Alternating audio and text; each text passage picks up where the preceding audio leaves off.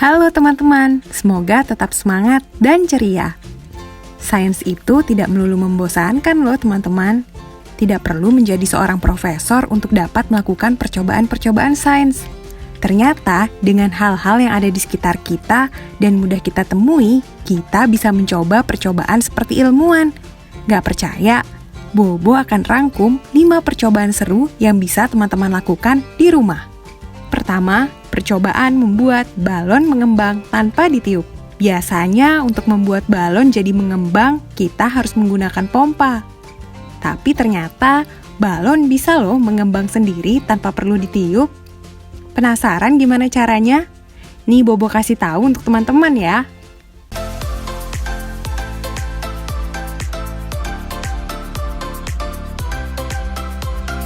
Hai teman-teman semua, berjumpa lagi bersama Kak Maci.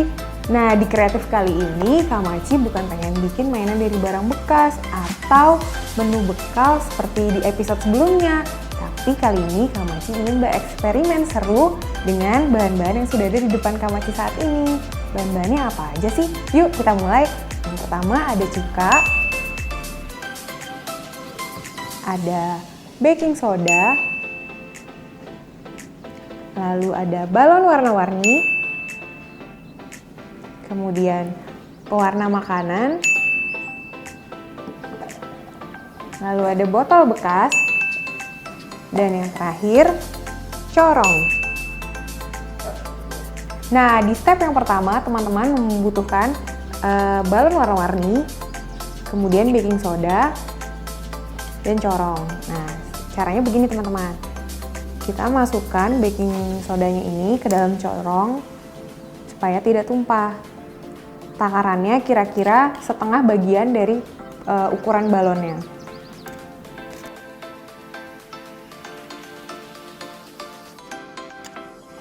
Nah, setelah balonnya terisi semua dengan baking soda, kita sisihkan dulu ya teman-teman.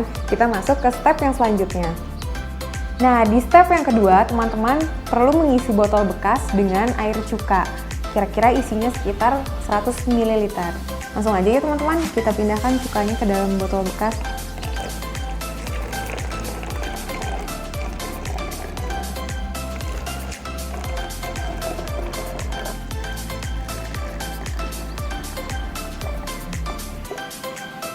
Di step yang ketiga, teman-teman perlu menuangkan beberapa tetes pewarna makanan ke dalam botolnya.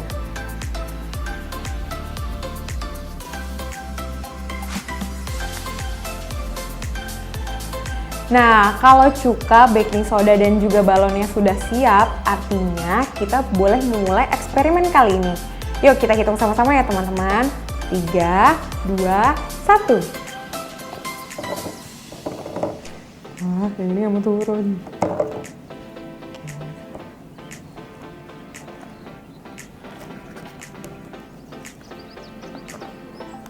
Nah, balonnya mengembang sendiri.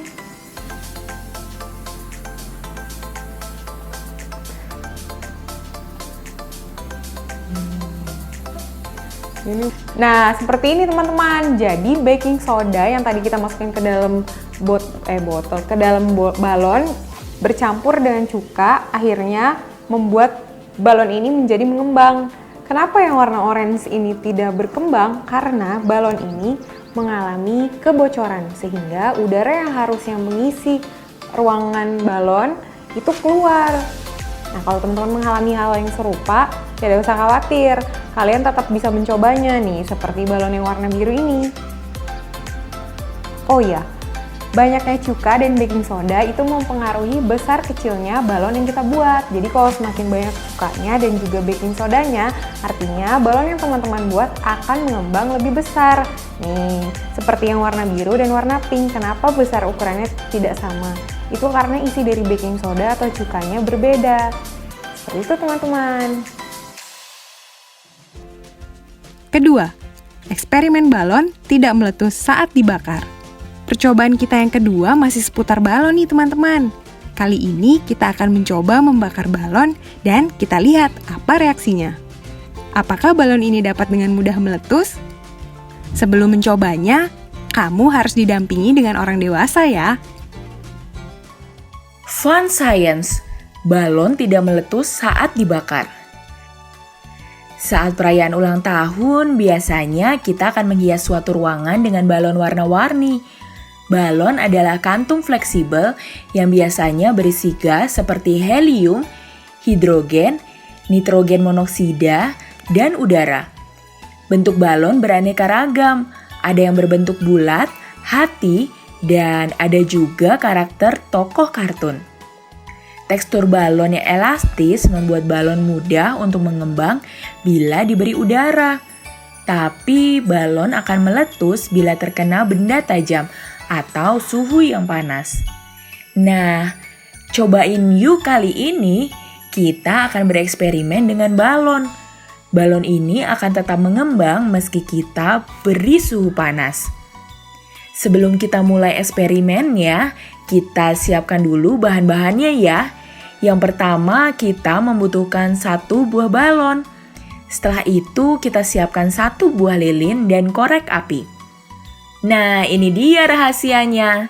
Supaya balon tidak meletus ketika dibakar, teman-teman harus menyiapkan segelas air. Lalu, bagaimana cara bermainnya? Pertama, nyalakan lilin dengan korek api. Setelah itu, isi air ke dalam balon, lalu tiuplah balon itu. Kemudian letakkan balon di atas lilin yang sudah menyala. Perhatikan apa yang terjadi. Balon yang berisi air akan tetap mengembang meskipun kita beri suhu panas. Wah, kenapa hal ini bisa terjadi ya?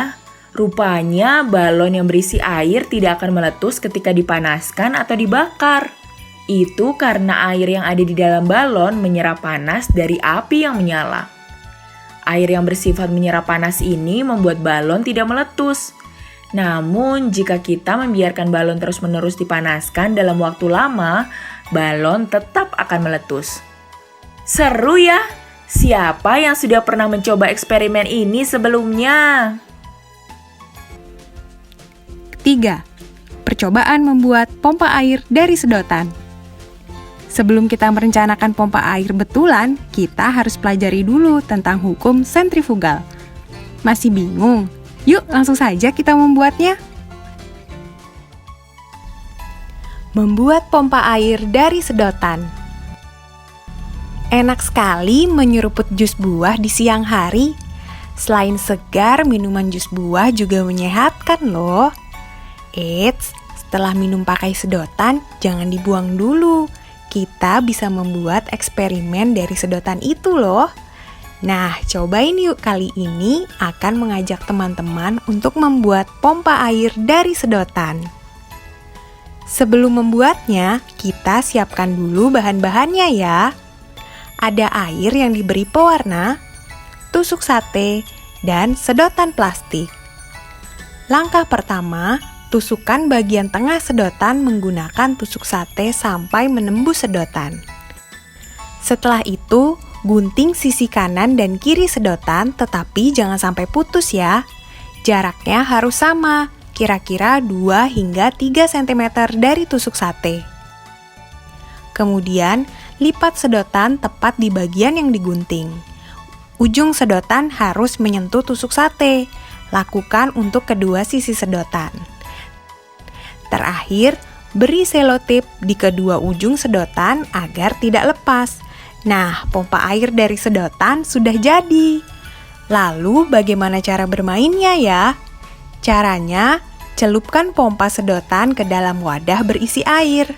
Pastikan bagian sedotan yang runcing berada di dalam air, sementara sisi sebaliknya tidak terendam air. Putar-putar pompa, srot-srot, air akan keluar dari sedotan. Wah, kenapa bisa begitu ya? Eksperimen ini menggunakan ilmu fisika yang dikenal dengan hukum sentrifugal. Menurut hukum sentrifugal, bila sebuah benda diputar, maka benda yang berada di dalamnya akan menjauh dari titik pusatnya. Contohnya, ketika kendaraan tiba-tiba bergerak atau belok ke arah kanan, maka badan kita akan miring ke arah kiri. Dalam pompa sedotan ini juga terjadi sentrifugal. Ketika sedotan diputar, maka air akan menjauh dari titik pusatnya. Namun karena tempatnya sempit, air jadi bergerak ke atas dan keluar dari lubang sedotan. Seru ya? Dari percobaan sederhana itu, kita bisa bermain sekaligus belajar. Nah, selamat mencoba ya teman-teman. Keempat, eksperimen telur masuk ke dalam botol. Teman-teman, percaya nggak kalau Bobo bisa membuat sulap?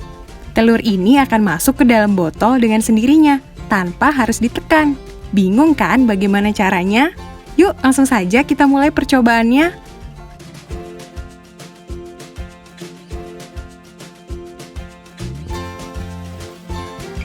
Bukan sulap, bukan sihir. Telur rebus ini bisa masuk ke dalam botol kaca tanpa ditekan loh.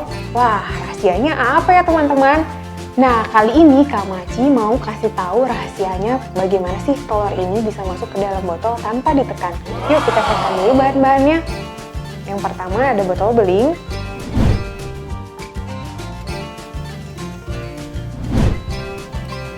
Lalu ada 1 butir telur yang sudah direbus.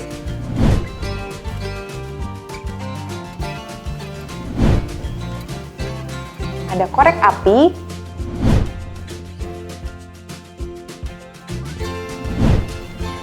Terakhir, kertas bekas.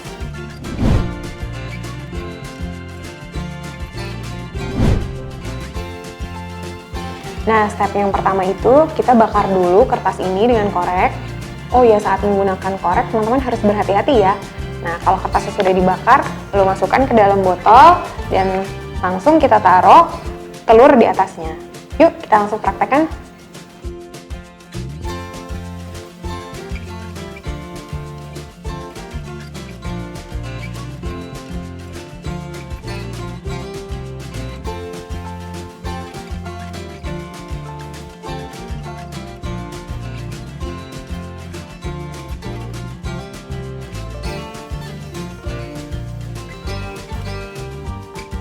Wah, kenapa bisa seperti itu ya teman-teman?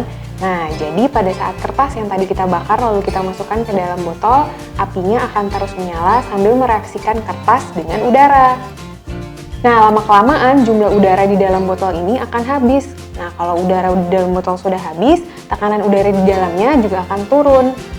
Hal ini menyebabkan tekanan udara di dalam botol jadi lebih rendah daripada tekanan udara di luar botol. Akibatnya, telur yang tadi kita taruh di atas botol ini seolah-olah akan terhisap ke bawah karena perbedaan tekanan udara. Nah, gimana kreatif kali ini? Seru kan? Oh iya, kalau teman-teman punya ide kreatif lainnya, bisa tulis di kolom komentar ya. Kak Maci tunggu.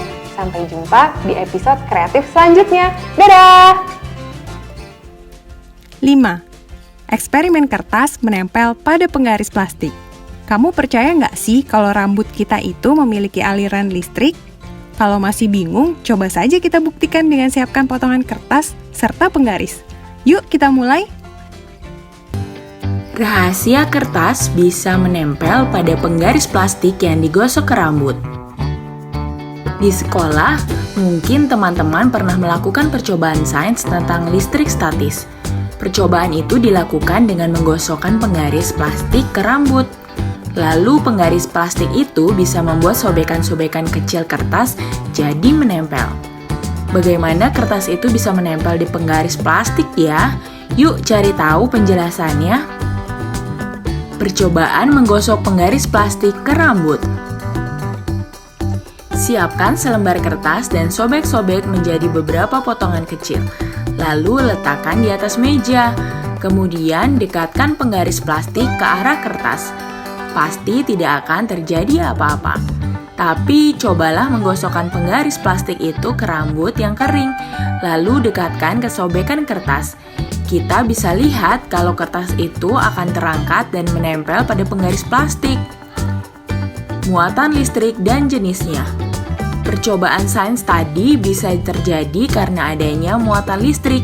Muatan listrik adalah jumlah listrik yang ada pada sebuah benda. Muatan listrik pada benda terdiri dari 2 jenis, yaitu muatan negatif dan muatan positif. Tapi ada juga benda yang punya jumlah muatan negatif dan muatan positif yang seimbang. Benda ini disebut benda netral. Nah, pada percobaan tadi, penggaris plastik awalnya merupakan benda yang bermuatan listrik netral. Benda-benda yang netral seperti ini tidak punya kemampuan untuk menarik kertas. Reaksi rambut kering dan penggaris plastik. Saat kita menggosok penggaris plastik ke rambut yang kering, benda itu mendapatkan muatan listrik yang disebut listrik statis. Karena itulah, penggaris plastik bisa mengerahkan kekuatan dan menarik kertas. Tapi kalau kita menggunakan penggaris logam, hal yang sama tidak akan terjadi. Sebab plastik bukan penghantar listrik yang baik, sehingga muatan listrik akan menumpuk di dalamnya. Sementara logam merupakan penghantar listrik yang baik, dan muatan listrik di dalamnya akan mengalir ke tanah. Akibatnya, muatan listrik di penggaris logam akan berkurang, sehingga tidak bisa menarik kertas. Gimana teman-teman? Ternyata seru ya belajar sains. Sains ternyata dekat dengan kehidupan kita sehari-hari. Nah, kalau teman-teman sedang bosan belajar, bisa sekali loh menyegarkan pikiran dengan mencoba percobaan-percobaan ini. Jangan lupa baca majalah Bobo yang terbit setiap hari Kamis dan kunjungi juga bobo.id. Oh iya, jangan lupa juga untuk subscribe channel YouTube Majalah Bobo agar kamu tidak ketinggalan video menarik setiap harinya. Sampai jumpa lagi ya. Dadah! Teman-teman, jangan lupa kunjungi website untuk anak ya, bobo.id. Like, comment, share, dan subscribe juga ke channel Bobo yuk!